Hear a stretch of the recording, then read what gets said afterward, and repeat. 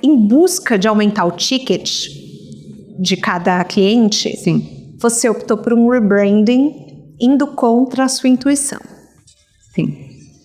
E deu errado. Conta um pouco. Na verdade, aconteceu assim. Para eu contar o fim das empresas, né?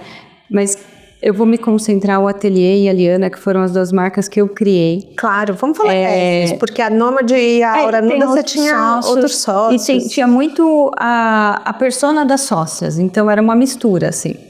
Mas o Ateliê e a Liana foram duas empresas que eu toquei sozinha. Mas para explicar o porquê eu fechei, e essa pergunta me vem sempre, as pessoas mandam direct, por que fechou? Não acredito, não tem mais. E aí elas perguntam por quê. E aí eu sempre falo, você tem 5 minutos? Porque eu não consigo resumir. Eu tenho todo o tempo do mundo, amiga, vamos lá. Então, eu preciso voltar na história da minha vida, que é uma história, o meu avô, ele tinha uma indústria, e essa indústria era sociedade com outros 2 irmãos e um cunhado.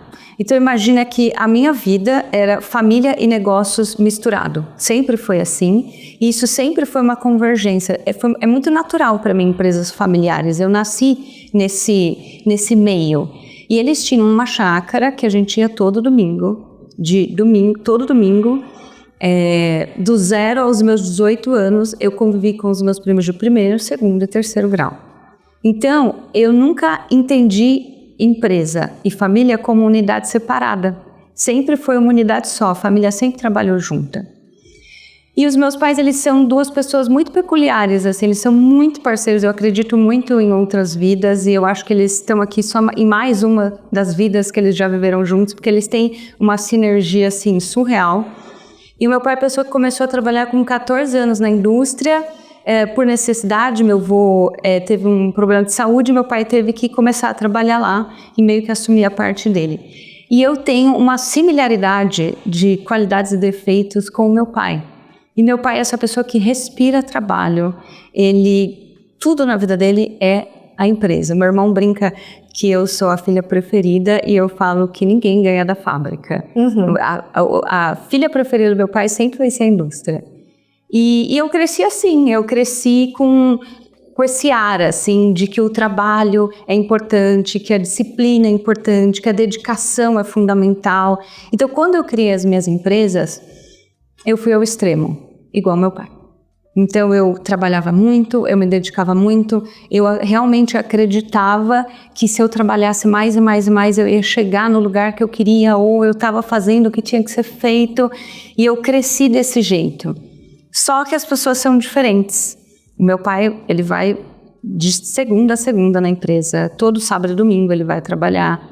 E quando eu criei as minhas empresas e comecei esse lance de preparação para ter minha filha, engravidar e tal, eu não consegui separar as coisas. Então eu projetei muita coisa, eu sou uma pessoa muito de metas, eu sou uma pessoa muito sonhadora e eu sou uma pessoa que eu idealizo muito as coisas. Esse talvez seja a grande parede de concreto que eu quebrei na minha vida, que é as coisas não são como são, elas são como o universo quer e a gente tem que aceitar e andar conforme a carruagem. E quando eu me preparei para ter a Nina, eu até ali 1 ano e meio, mais ou menos, que foi quando eu gravei o podcast, mais ou menos quando ela tinha 1 ano e 3 meses, eu comecei a não conseguir mais organizar a vida. Tem um plus que meu marido era meu sócio, então eu vivia dentro da minha casa essa unidade entre trabalho e família, é uma coisa só. Vocês conversavam sobre trabalho à noite? O tempo inteiro. Mas no almoço, na janta, no café, e a gente fazia uma coisa muito errada, que os meus pais nunca fizeram, e eu só fui reparar depois que eu encerrei as empresas, que é levar o trabalho para casa. É proibido conversar na minha casa, no almoço e na janta, sobre trabalho. Eu nunca reparei nisso. E a primeira coisa que eu fazia quando eu chegava em casa era meio que lavar a roupa suja dos problemas que tinham acontecido na empresa e que eu não podia falar naquele momento, assim, porque eram críticas ou eram apontamentos.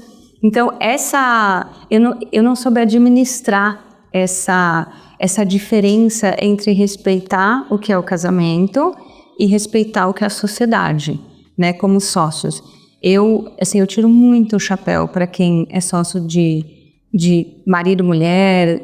Eu tiro muito o chapéu, porque é muito difícil, né? É muito difícil. Não, em vários momentos você já abriu, e eu sei que hoje vocês estão super bem, mas você já abriu momentos vários desafiadores, né? Muito. Gerou muitos conflitos emocionais entre vocês, né? Muitos. A gente chegou, assim, a literalmente decidir se separar da PJ para não se separar na PF, assim. Porque realmente a gente entrou em conflito. E eu trouxe a história da minha família porque eu acho que não é para todo mundo, sabe? Eu acho que a gente tem potenciais, mas eu, pelo menos, fez parte muito da minha história quebrar esse padrão que eu tinha, no meu DNA de que trabalho e família são coisas que andam junto. Eu tinha isso na minha alma, que era uma coisa que ia acontecer comigo também. E não foi o que aconteceu. E quando ali também era workaholic? Não, o Gui, ele é muito diferente de mim nesse quesito. Ele trabalha super concentrado, mas ele é uma pessoa que ele se respeita muito, que é o que eu nunca fiz. Então, o nosso conflito vinha muito porque eu achava que ele tinha que se comportar igual a mim, porque éramos donos, éramos sócios, então os sócios vão ao extremo, os donos vão ao extremo. Qualquer minuto que você tem que estar trabalhando.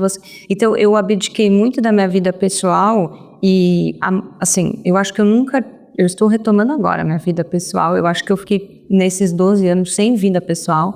Quando a Nina nasceu, eu dividi essa vida de trabalho com a maternidade, que também foi um conflito para mim, porque foi difícil, eu me sentia mal por estar trabalhando e não estar com ela, e me sentia mal por estar com ela e não estar trabalhando.